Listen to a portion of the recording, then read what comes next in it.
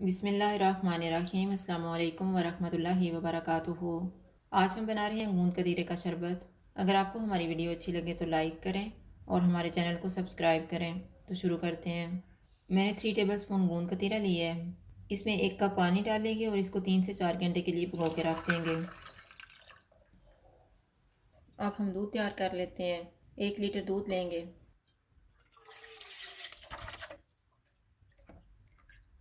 इसमें 1/3 कप चीनी डालेंगे।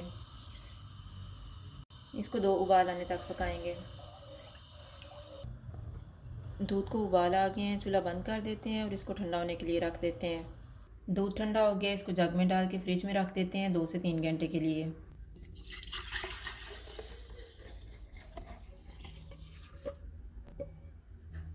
दूध ठंडा हो गया और गूंद कतीरा भी फूल गया है।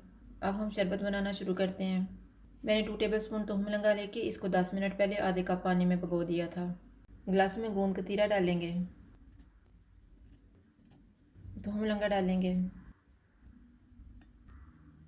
2 गिलासों में मैं रोज़ सिरप डाल रही हूँ। इनमें तैयार किया हुआ दूध डालेंगे।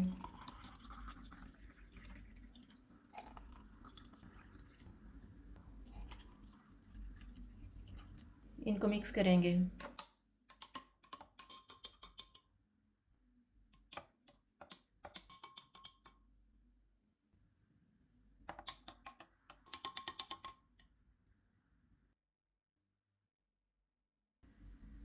इनके ऊपर चॉप किया हुआ पिस्ता डाल देंगे।